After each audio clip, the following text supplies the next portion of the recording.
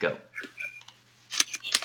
All right, it is December 7th, 2017, 8:23 p.m. EST, and we are starting our decision-making discussion.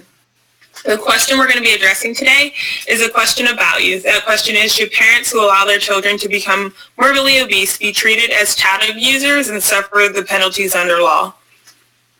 In order to answer this question or come to some sort of conclusion around the topic, our agenda is as follows. Our first question will be what arguments can be made to justify the notion of classifying parents who allow their children to become morbidly obese as abusers.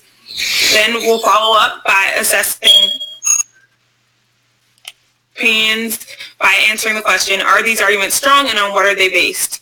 After that, we'll move forward to answer the question what arguments can be made concluding that parents who allow their children to become morbidly obese should not be classified as abusers. And then we'll also follow up by addressing the question, are these arguments strong and on what are they based? We can then conclude our discussion by answering the question, which argument provides the strongest defense? And I'm going to start by posing the first question to the entire group. Should parents who allow their children to become morbidly obese be treated as child abuse?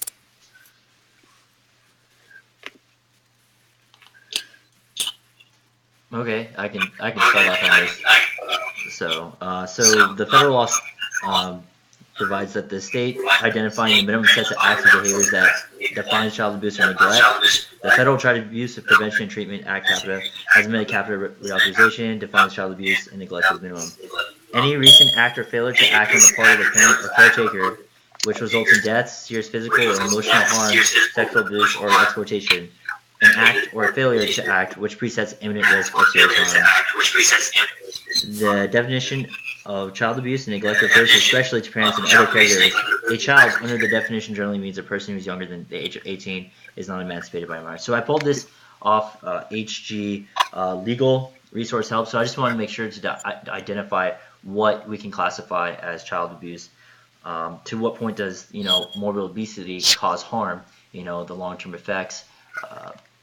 What really does overeating cause the effects of obesity? Of course, you eat a lot. The resources from nutrition.org says yes. If you eat processed food, high saturated food, you're gonna get fat.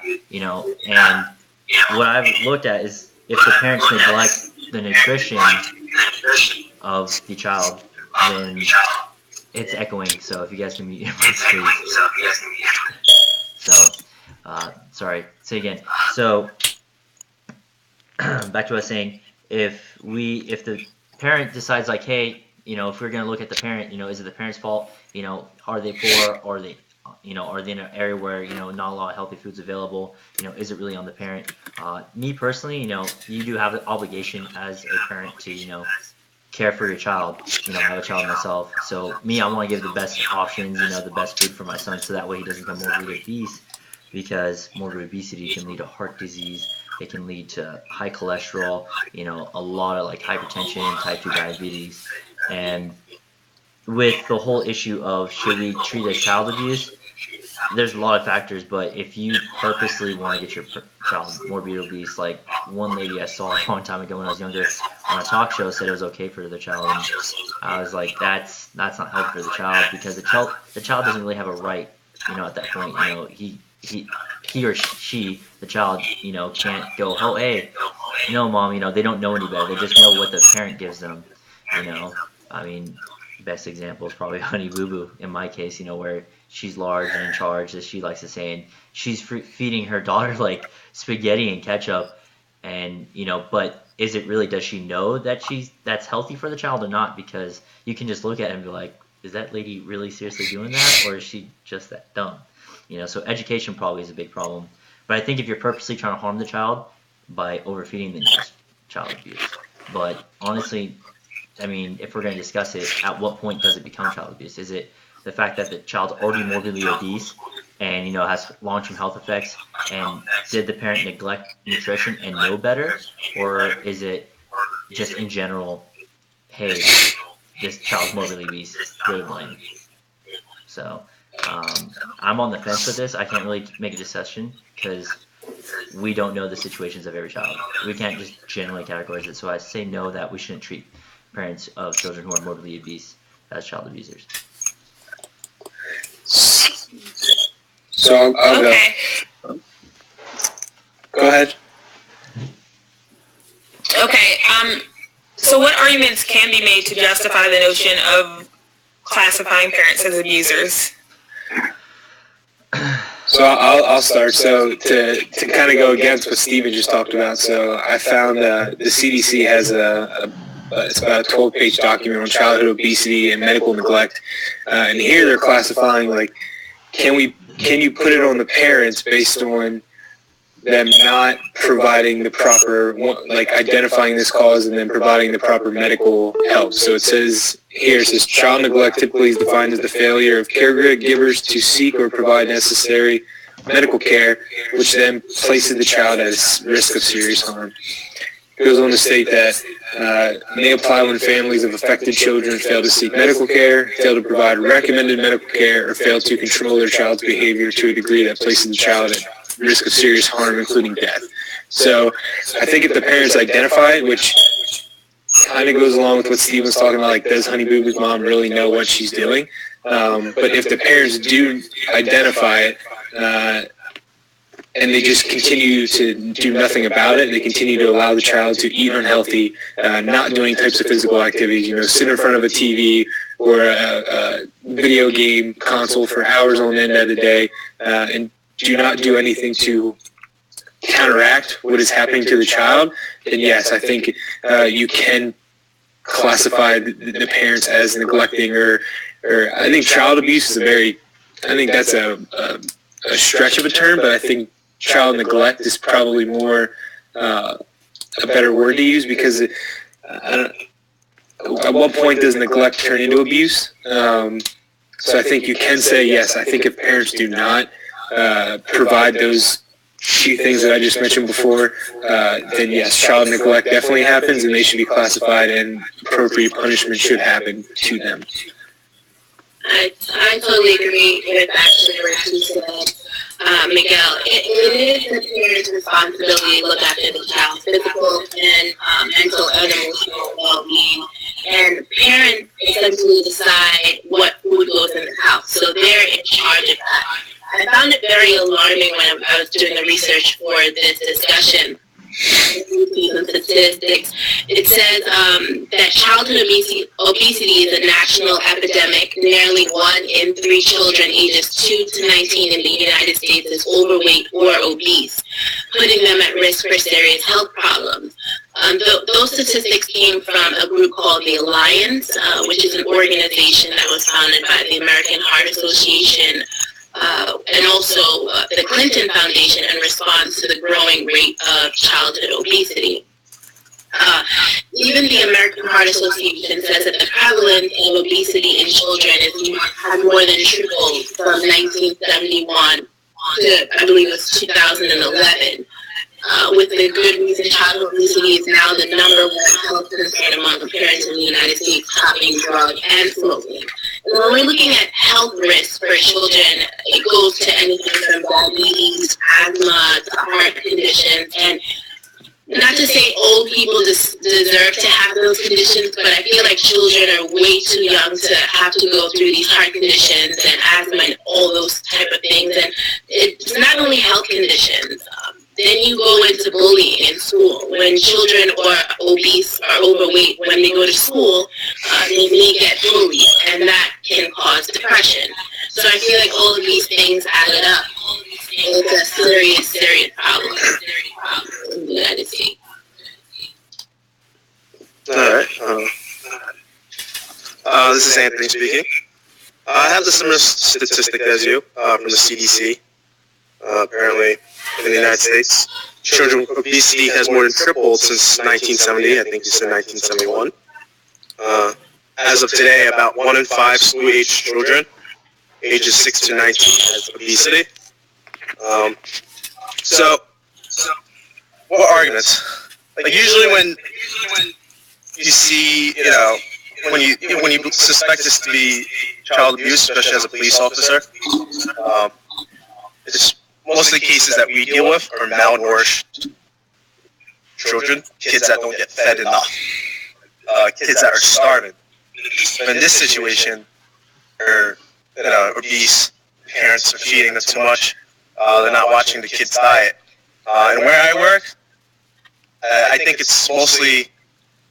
I think Steven mentioned it. It's all about education. A lot of these parents just don't know, how they should be feeding the kids.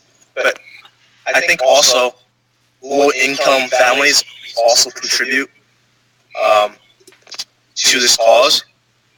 Because, someone that's a little more educated, someone that has, maybe a little more money to buy healthier vegetables, fruits, because it's not cheap. It's quite expensive.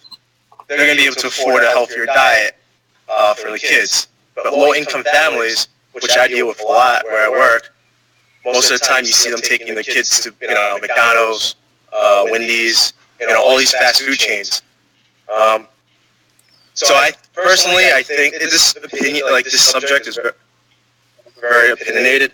It can go both ways, but I think that the parents should be at fault if the kids, if obesity is causing them to have a greater threat later on in the future as an adult, and then the parents aren't doing anything.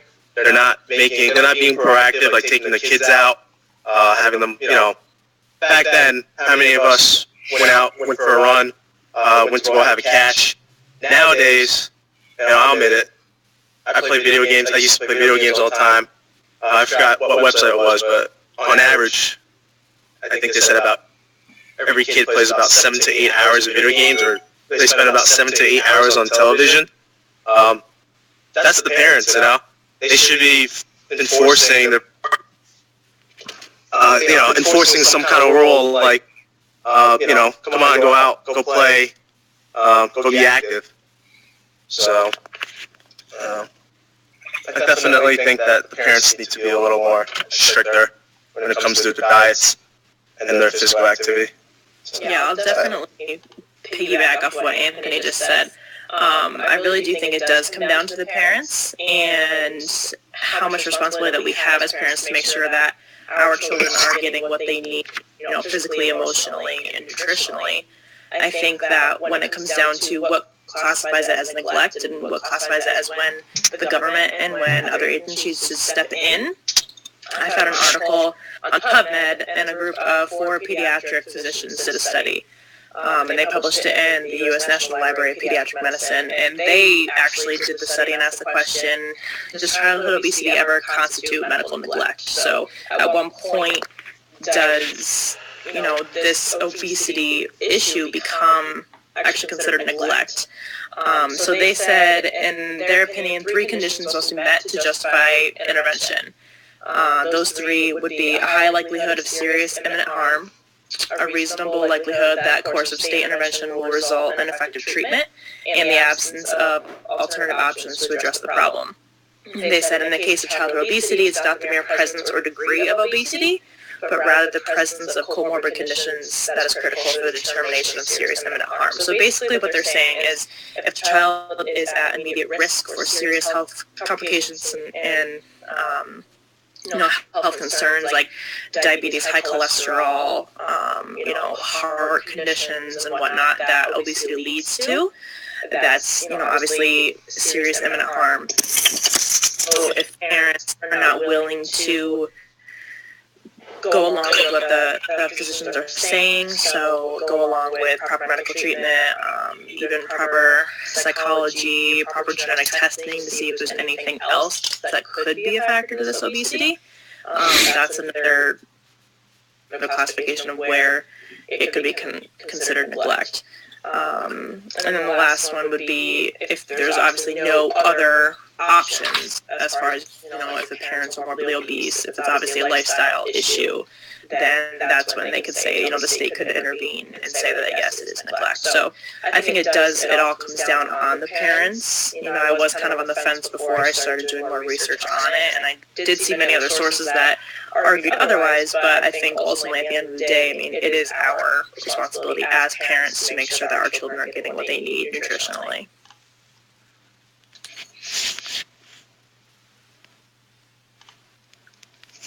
Renel, do you have anything? If not, I can go. I do want to kind of play a little bit of the devil's advocate in this. Renel?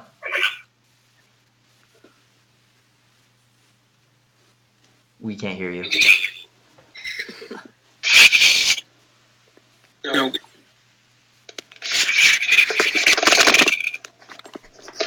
We can't hear you.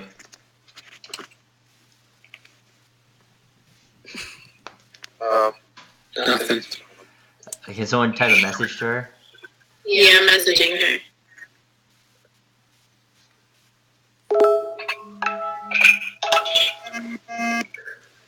No, can you hear?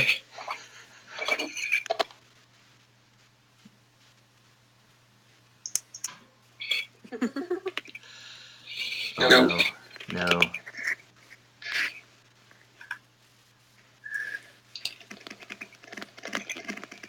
Uh-oh.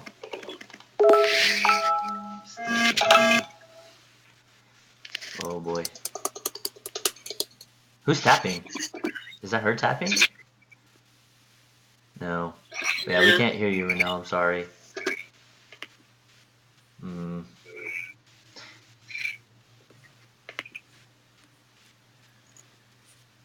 Hmm.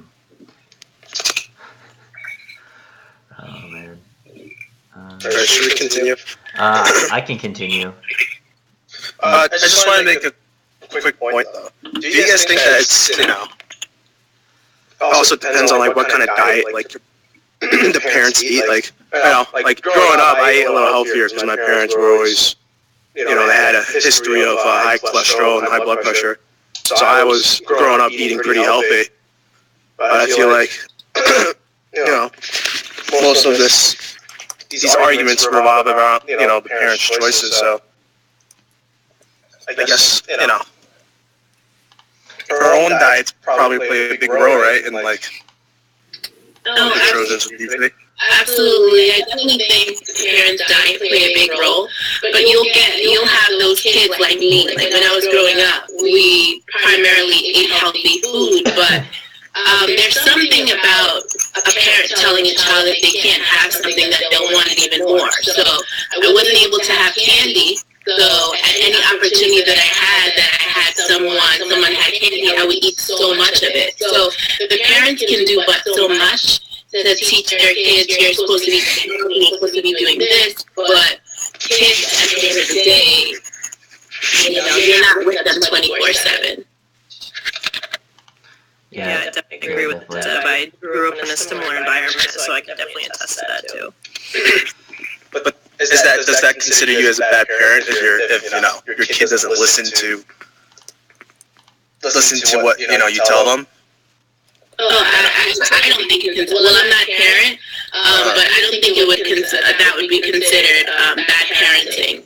Parents can do what they can when they're, with their child, and they can do everything they can to enforce, good habits and good traits. But at the end of the day, the child, they're with their peers, and if their peers are doing bad things, they're gonna. Some kids will also do the things that their peers are doing. So yeah, I totally agree. So with that, with the whole parents and the eating, and I understand where you're coming from. So let me go on the opposite spectrum from my world. So nurses, medical professionals are required to report child abuse to police.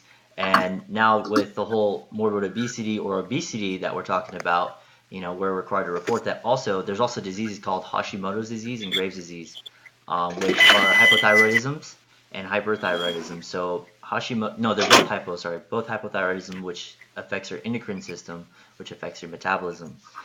So you have kids that are just prone to obesity. Would you consider those parents also child abusers? I mean, I would hope not, because there's a disease that you really can't treat, and even with the medication given for your endocrine system, it still messes you up, and you'll still gain the weight, but just not at a faster rate as you would without them. I can tell you right now, my sister has both Hashimoto's and Graves' disease, and she worked out her entire high school year, and she could not get under any weight which was within the BMI standards of the school district. She was always considered obese, and she's 6'5", by the way. She's taller than me, And so those are certain situations. Would you consider my parents, child abusers at that point because of my sister's disease?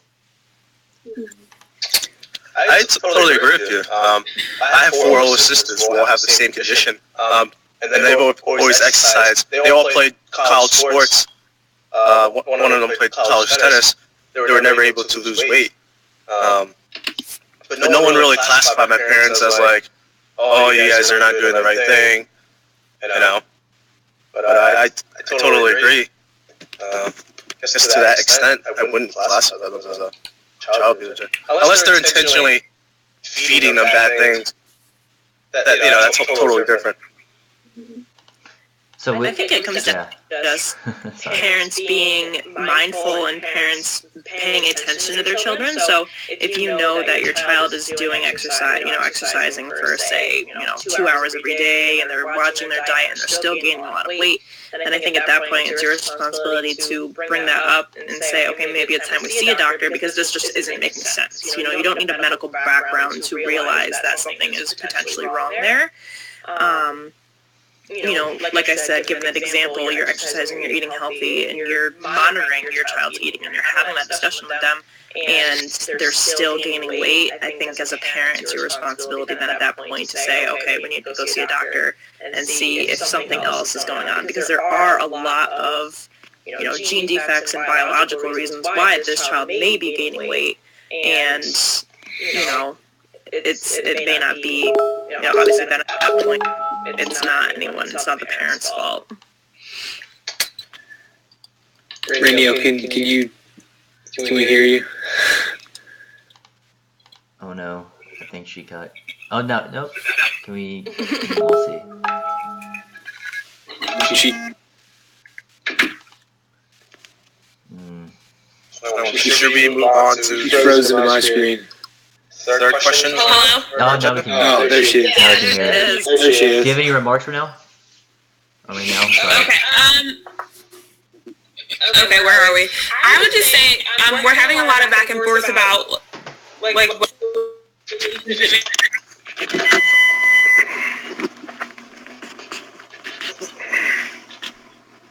Uh-oh. Did she disappear again? Yeah. Okay, well, I was going to agree with what she was just... Oh, there she is. I'm on my phone because the computer is just not working. So should be good now. But I would say we can always go back to that definition of child. It's based on your act or failure to act.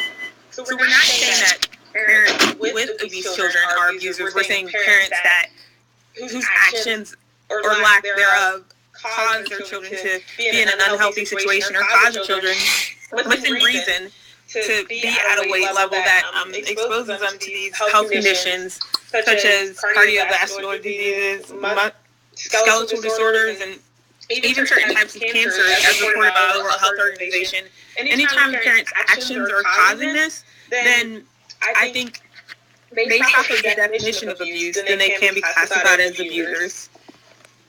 And our next question would be analyzing really quickly, analyzing what makes these opinions or arguments strong, and what are they based on? Well, the example I given, mine are based on just my job, medical-wise. Like, we are required by state law, California state law, any type of abuse, sexual assault, medical professionals are required to report. Also, the fact that I gave from HG Legal Resource about, the definition of what child abuse is, and then just some personal examples I gave that supported my argument of my case. I'd say the same thing. Like, I had those three. I think the overall... Sorry. I think that, the three conditions that have to be met to justify, that state intervention, that was published by 4 pediatricians who obviously take the time to go out and determine what is actually considered to be medical abuse and medical neglect. So, I think meeting those conditions, especially by pediatric physicians who spend their entire lives doing this, that's a pretty credible source to say that, if those are met, then that's most likely what to be considered medical neglect. Yeah, I feel like everyone that provided the statistics or references, they're based on facts. It's based on credible sources. The CDC, the American Heart Association, the reference that Victoria pointed out from the doctor. Those are all credible sources. So I feel like has a very strong backing. Okay. Well, I think it's time for us to move on to the next question. What arguments can be made concluding that parents should not be classified as child abusers? And we began to cover that a bit with what you shared, Stephen, and I think a couple others added to that. So does anybody want to answer that question? I'll just add to, I feel like Stephen and Anthony already touched on this, but some parents are really trying to provide healthy meal options for their kids, but they can't afford it.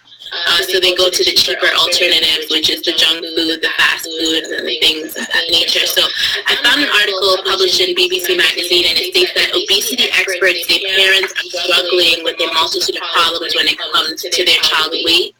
They range from a lack of education, which I think was already pointed out, about food, limited cooking skills, and limited money to buy healthier food, to longer working hours and marketing campaigns for junk food aimed at kids. So these are all things that, for parents that are trying to provide the healthier options, some parents have to work 60 hours a week. They can't come home and cook a home-cooked meal, a healthy home-cooked meal for their kids.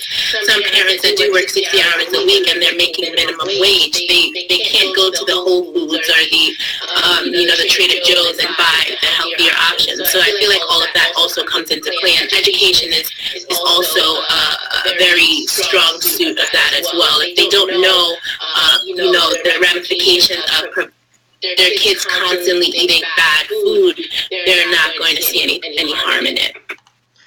Yeah, and then with that, I also was reading on the National Conference of State Legislature. So there's states out there that are providing education programs, policies, not just for the school districts, just for statewide, for parents. That way they're educated. Hey, this is how you're supposed to eat and everything. This is how, this is what you want to be. This is your BMI. And that, within California, I was reading on this, is that they're increasing more physical activity, because kids are spending way too much time in the classroom.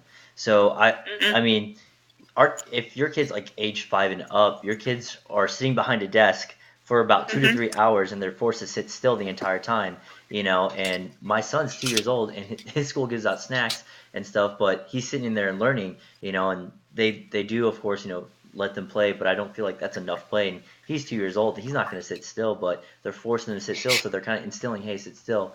And so then when they come home, they're mentally fried, and then now they're going to watch TV. So I don't think the parents or anyone's really trying to purposely harm someone, or a child, so to say, to make them obese.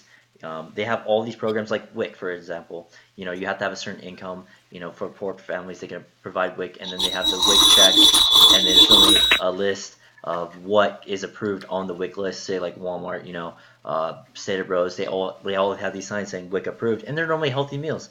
I've seen it, but you have to be on the same spectrum. So like for me, I'm an E5, family, I'm not making much, but I was just a little bit too much to make it for WIC, so it's kind of like, should I get the organic milk, should I get the organic carrots, or should I just get frozen stuff food, things that I think are healthy, which I know are healthy, and what I'm trying to get at is just money itself is a big factor, and the school districts and the state and the policies.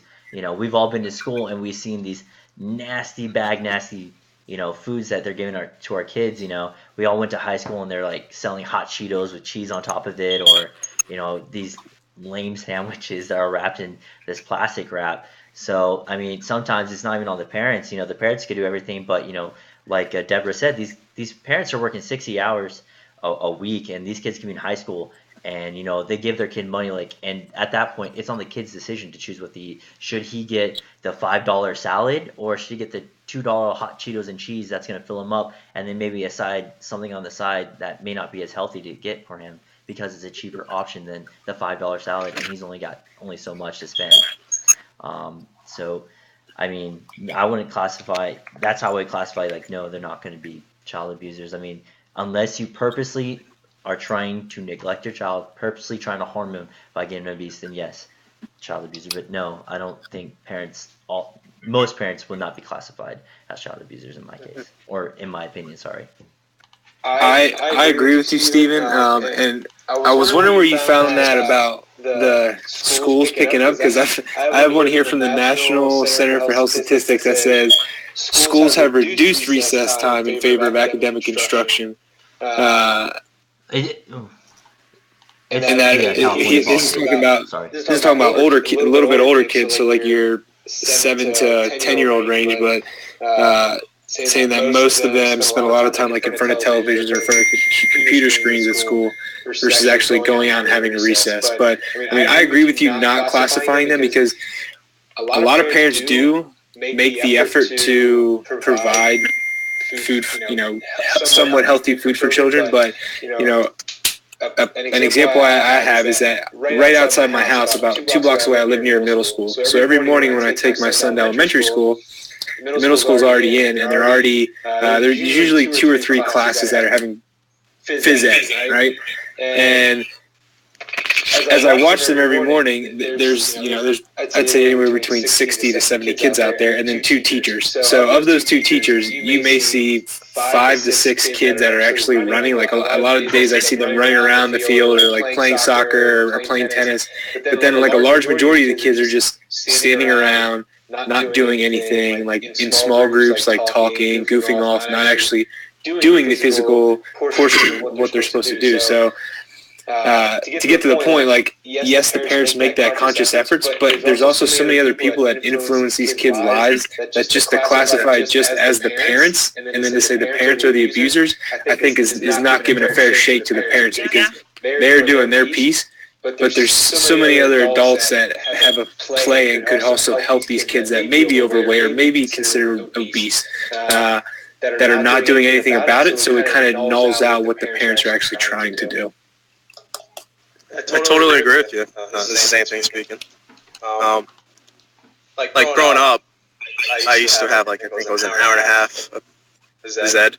Used to play kickball, used to play tag. The thing is, it wasn't just my, it wasn't the other kids that kind of made me want to play. It was the teachers too. They were it made it a little competitive and made it a little more thrilling for me to want to run around.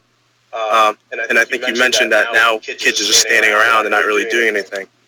Also, you made a great point about other influences, like outside of influences. I found an article from BigPictureEducation.com, which states from Food Ethics Councils,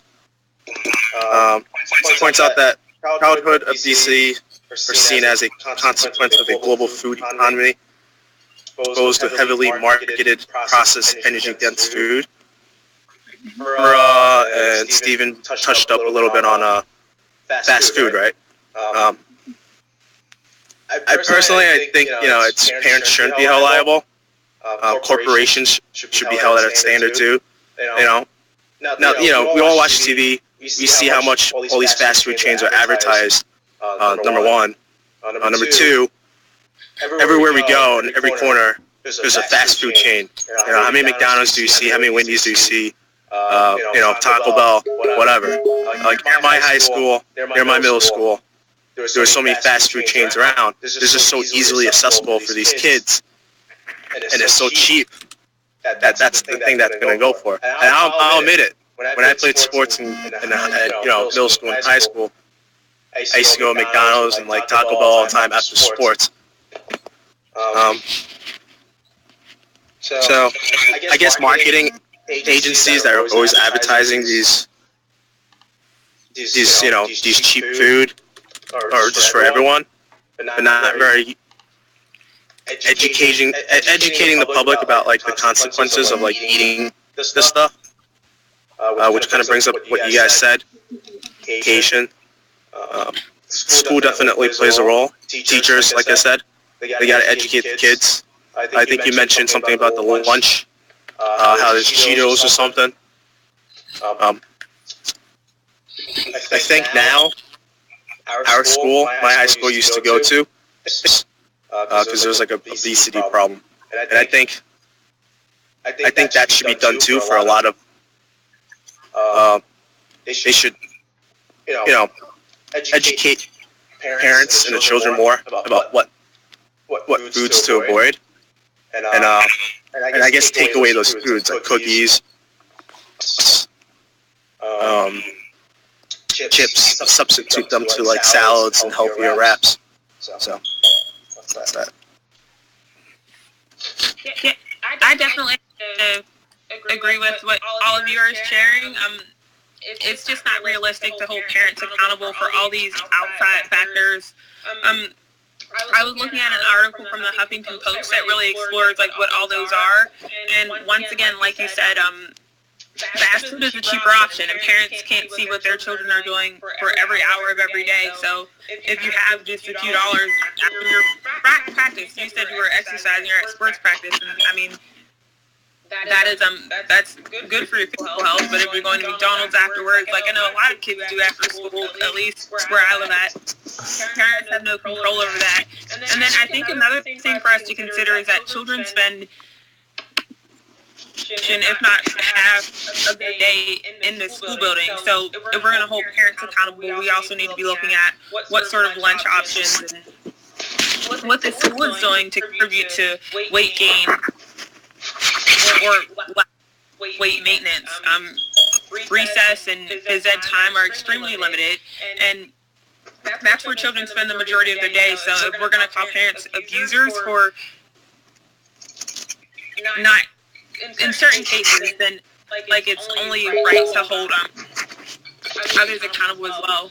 And then the last thing I want to just add to is the genetic predisposal to certain conditions that may cause weight gain or may cause children to gain weight at a faster rate. I have quite a few relatives who have a similar diet to me, eat about the same amount, are younger than weigh about 100 plus pounds more. And that has nothing to do with like what their parents are doing or what their parents aren't doing. Our lifestyles are really similar, but rather with their genetics and just how they were born. So I think it really varies case by case, and we can't, when we know that a variety of factors play into weight gain. Separate cases, I think Stephen mentioned it at the beginning of our discussion, cases like Honey Boo Boo or children like that, where we have parents, I think that she may not know what she's doing, but we have parents intentionally providing or encouraging an unhealthy lifestyle.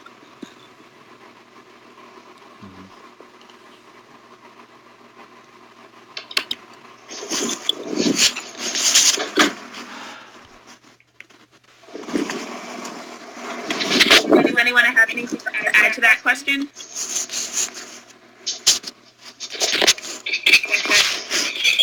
Well, let's talk really quickly about what these arguments are based off of and how strong they are before we go into coming up with the conclusion for which side provides the strongest defense.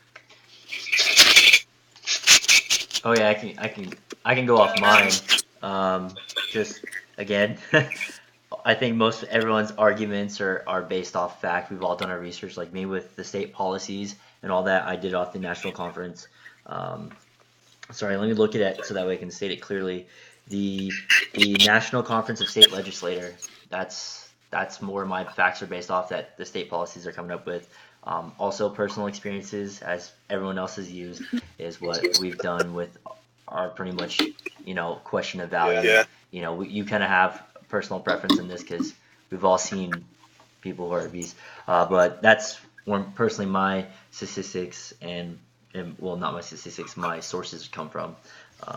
And then, of course, if anyone else has anything else. Same here. Most of my sources is from personal experience dealing with a lot of the families here where I work, dealing with a lot of obese kids. Yeah, there was a couple sites where I picked up some statistical data. But I feel like a lot of the websites that I looked at for research, most of them were like subjective, all based on like other authors' opinions. As far as like the numbers, That was all facts. So. Yeah, and I can kind of touch on that too. I read from, it was in an article by Dr. Sylvia Carrasco, and she's a psychiatrist, but she actually quoted the Yale Journal of Health Policy, Law, and Ethics, and they said in that journal that many factors may contribute to the development of childhood obesity, including both genetic and environmental factors, and not all these factors are related to parental behaviors or within parental control. So I think that even goes to show, I mean, obviously, if a Journal of Health Health Policy at Yale thinks that it's not all the parents' fault, then that's a pretty decent source, to go ahead and say that, I think there are a lot of factors that can contribute to it, but we'll get into later. I think ultimately it does lay in the parents' hands to be able to make that decision to say either they are not providing the right nutrition, or they need to figure out why these children are gaining so much weight. Yeah, totally. I definitely agree. I feel like everyone has provided credible facts, and being that this is a question of value, it's goes down to what's morally and ethically correct. Parents shouldn't be held so responsible for a child being morbidly obese, especially when a lot of factors come into play from different people that the child are exposed to. So, yeah. Okay. Now we want to go into answering which side of the debate or which side of the argument do we feel provides strongest defense? I mean, do you guys just want to go over the facts of just like what we came up with, what constitutes a child abuser or morbid obesity and what does not? Do you guys just want to go over that real quick? Because I remember that, we all came to a conclusion, or I felt like we all agreed, like if you purposely harm your child this way, then yes, it should be, labeled a child abuser. Everyone agree with that? Like if you purposely do it and you know better? All right, everyone. Yeah, I definitely. But mostly, for the most of the part, we don't see parents as child abusers because we agreed upon there's external factors just beside the parent that inhibit this morbid obesity epidemic as or not epidemic, or the statistic that the CDC said that 4% of children from 2 to 5 are morbidly obese. So we said that the external factors constitute that the parents aren't held accountable mostly because of it. Does everyone agree that parents aren't child abusers because of it? Yeah. All right. I mean, that's the best way to sum up everything we talked about. Yeah, actually, before we even started the discussion, before I started doing research for this discussion, I came into this thinking that parents should be held accountable if their child is morbidly obese. That I just said that, yeah, parents, they allow their kids to get extremely huge, and that it's the parents' fault. But after doing research and listening to different viewpoints, like as far as genetics, honestly speaking, I didn't even know that was a thing. I didn't know that no matter what you do, you won't be able to lose weight. I personally didn't know that. So that's all new to me. Both arguments, they provided strong, credible evidence. But if I had to choose, like you said, Steve, I would definitely say that the only way that a parent should be classified as a child abuser is if and only if they can prove child negligence comes into play. That's the only way. All right. This is perfect because I'm at work right now, and as a first responder, as a police officer, I actually report a lot of child abuse.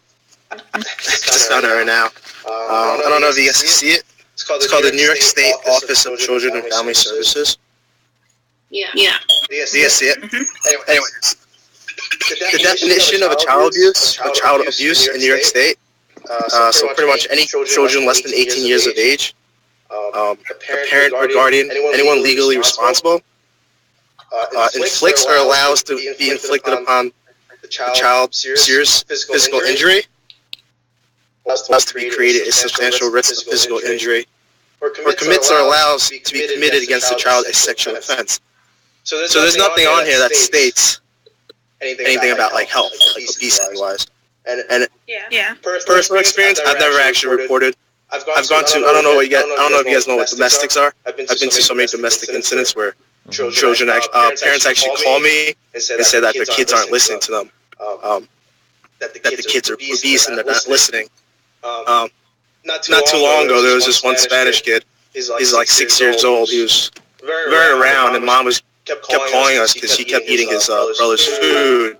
He was like, you gotta give him a warning, this and that, blah blah blah blah. I couldn't report it. It's not enough for me to report as child abuse. So pretty much anytime there's like, if I see like the children with bruises, maybe like a belt slash, or if they claim like, oh, they touched me in a certain way, like those kind of incidents, that's like an automatic. I report it to Child Protective Services, or incidents where the children are in like a bad environment.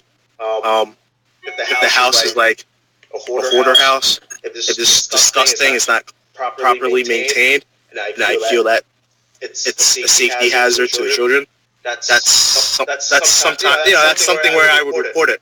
But there hasn't been a time where I've reported, oh, the kid is being overfed. I'm just being honest. There's never been an incident where I reported child abuse for a parent for overfeeding the kid. That's just from the law enforcement. Okay.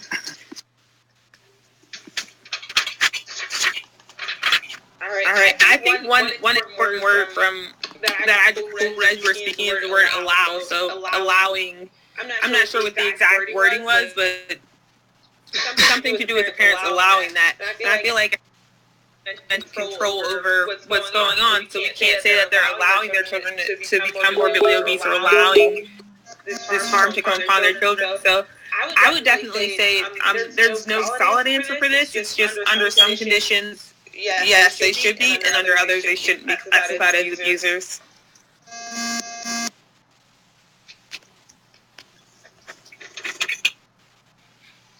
Awesome. So, Right. yeah, I feel like that was everything.